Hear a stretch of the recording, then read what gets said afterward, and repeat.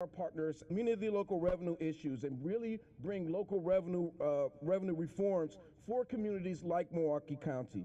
And I'll be the first to say that if we fail to invest in transit, this will have a cascading and cross-sectoral ramifications for all of us. So it's extremely important that while we celebrate many of the things that MCTS has been doing to make our transit system more efficient, more effective for our people, we must make sure to understand that we need the partnership at the state level to make sure that we can continue to invest in a high-class transit system right here in our own backyard, right here within Milwaukee County.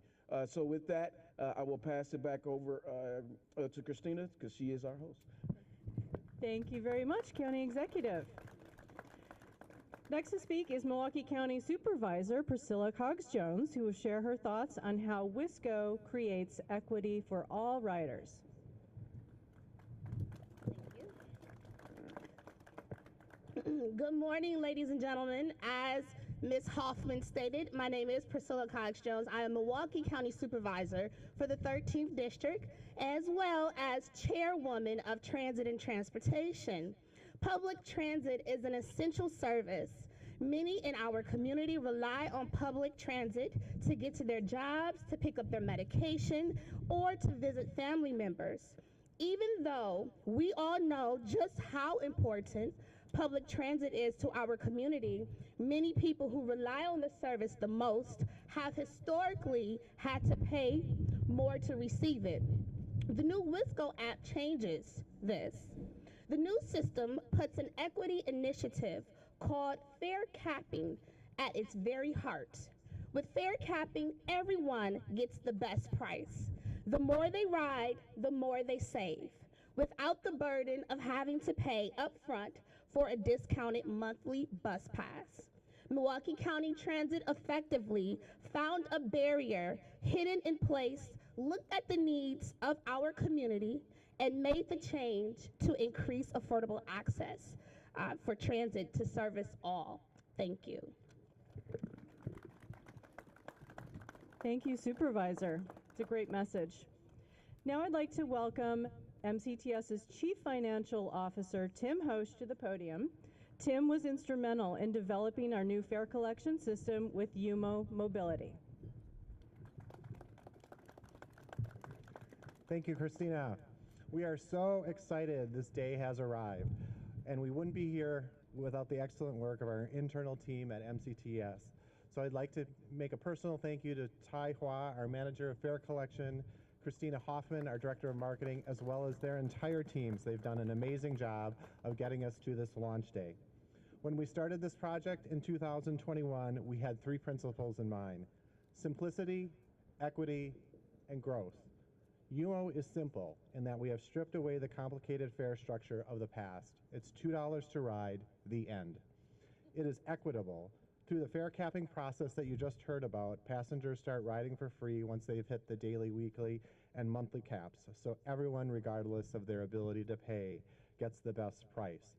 And as of this morning, we have seen over 60,000 people hit those caps in the last month. So they have benefited from this system already.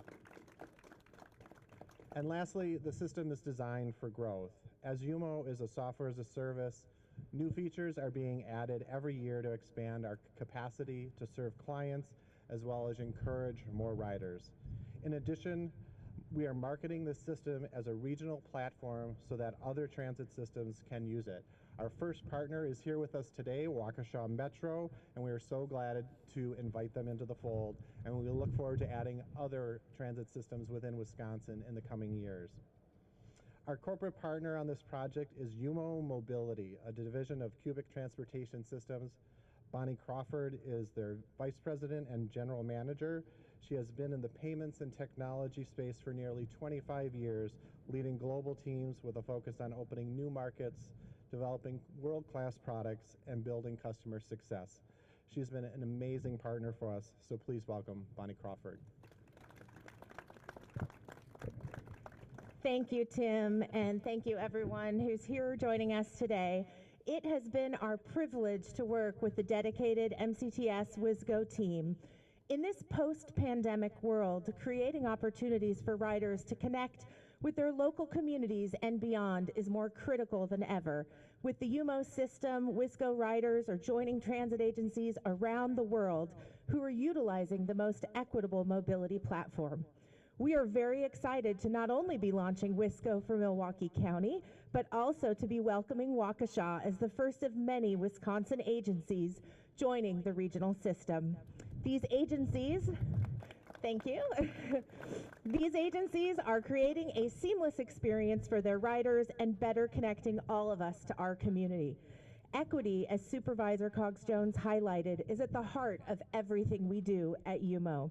Whether you have a smartphone, a bank account, or speak a language other than English, we built this system to ensure that you can get where you're going and you'll always know that you have paid the fairest fare. By launching fare capping, Milwaukee is joining other world-class cities like London and New York, where we are seeing ridership return to pre-pandemic levels. These are exciting times, and the UMO team is proud to be part of the evolution of mobility going on in Milwaukee County and across the state of Wisconsin. Thank you.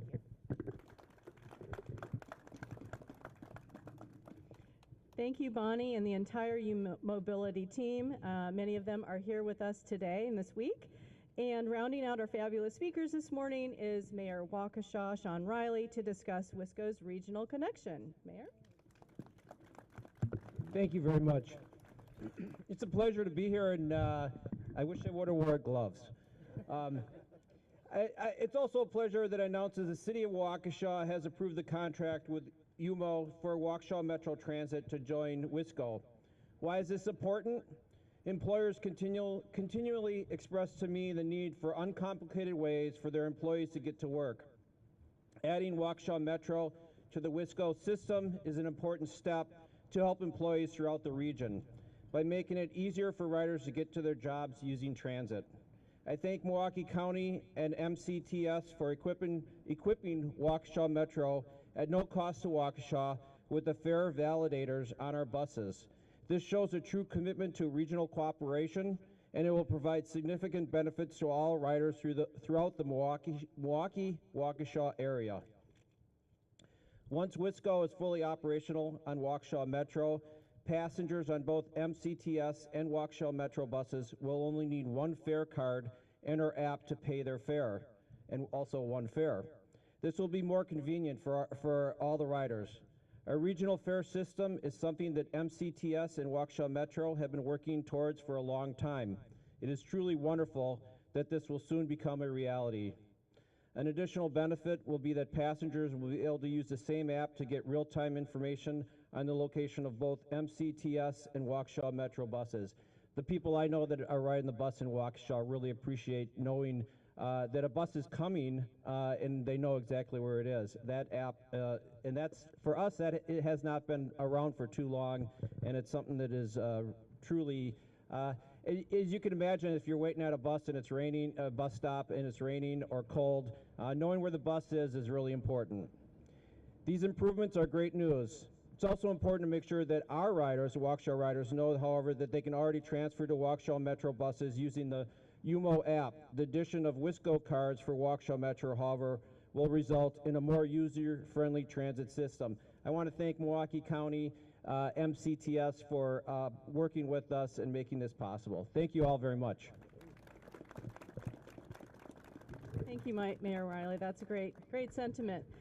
Thank you to all of our elected officials and business partners. We are so excited to officially launch WisGo this Saturday. It's our modern mobility platform.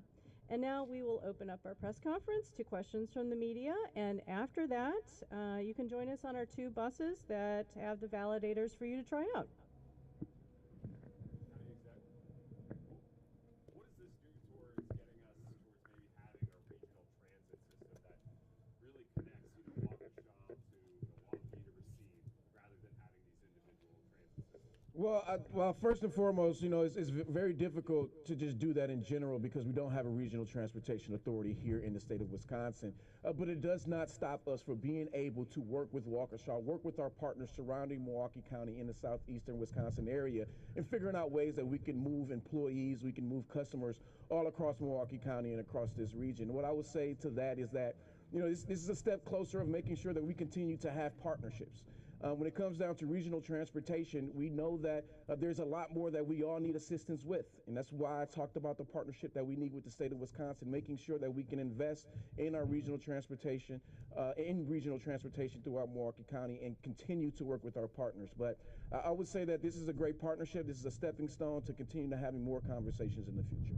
Hey, Riley, same question for you, being somebody in a different area. Well, I guess what I'll say is that, making transit easier, more efficient, and economical for the riders is great for the entire region.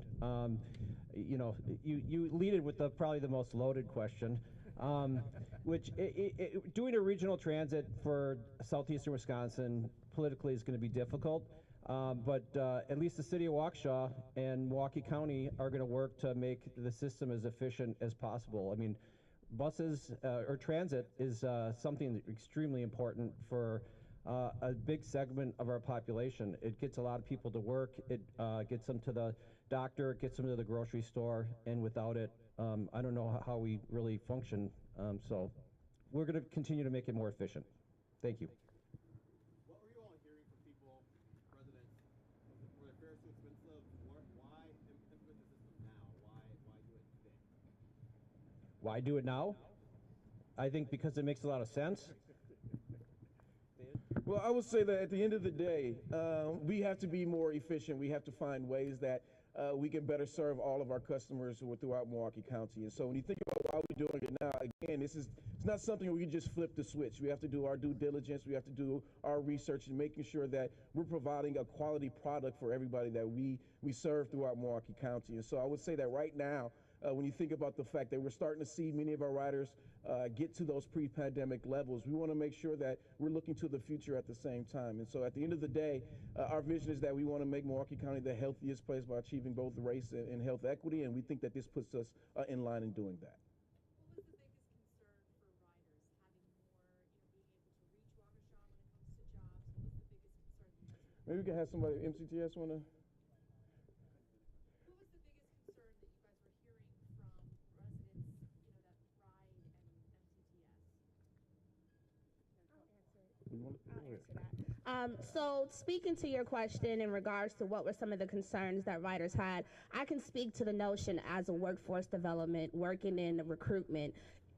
Individuals and residents were having a hard time getting to those jobs that were in those more outreach areas that transportation necessarily didn't go to. So I do believe that this project that we are upon today definitely will connect those dots and get the individuals who want to work to those jobs where they may not have the transportation to get to. Thank you. I will, and the one thing that I will add on that is that at the end of the day, I think everybody who utilizes our Milwaukee County transit system wants to make sure that this system is continuously here. I think that's the most important thing right now, making sure that we have buses that can go to and from different places while making sure that we can make it economically available for them to ride these buses. So that's one of the reasons why we're focusing on the fare capping. But at the end of the day, we need to make sure that we have a partnership at the state level to make sure that we can continue to invest in a more efficient bus transit system right here throughout Milwaukee County and, quite frankly, throughout our region. Mr. Hosch, the pandemic, no secret that it really impacted ridership, cut it in half pretty much. How do you see this having an impact on ridership? Thanks for that question. We think this will have a very positive impact on our ridership. We're actually up to 70% of pre-pandemic levels. In other cities that have instituted fare capping, they've seen an increase in the amount of ridership. So that's really what we're after. It makes it attractive. And as I mentioned earlier, the system continues to expand. We'll be adding more features, again, making the bus system more attractive, more convenient for others. I think we touched on it earlier about what do riders need. This app brings them things like addressing their last mile concerns How do I pick up an Uber, a Lyft, a Lime if I need to just go 1 mile more? Those things are embedded in our app. And again, looking forward to adding more features to make it more functional and enhance the ridership experience. I'm sure increasing ridership is multifaceted. Do you see this being a step towards adding more stops or adding more routes to the system? I think that's a separate question apart from fare collection that deals with the funding of the transit system is definitely always in our mind as to how we can reach a greater, broader area, and we'll be looking at that in the coming years. Is the city leaving any money on the table with their cafe? People not paying fares. I don't think we were leaving any money on the table. Again, with just a slight increase in ridership, we can cover any slight decrease caused by the fare capping.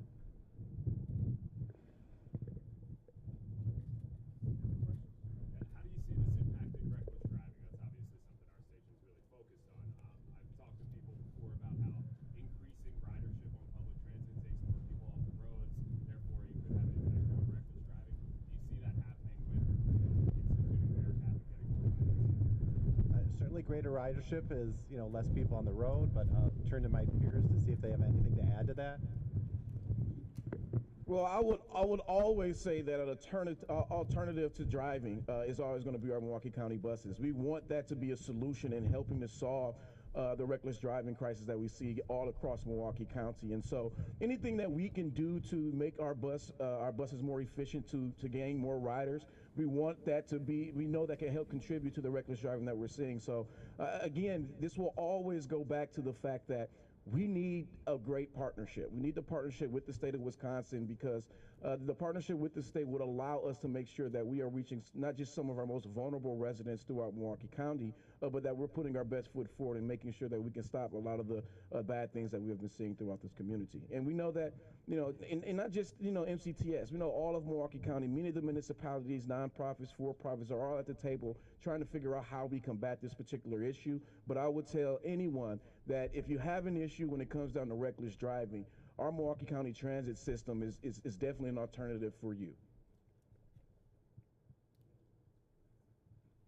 Any other questions? All right, that concludes the press conference. Thank you, everyone.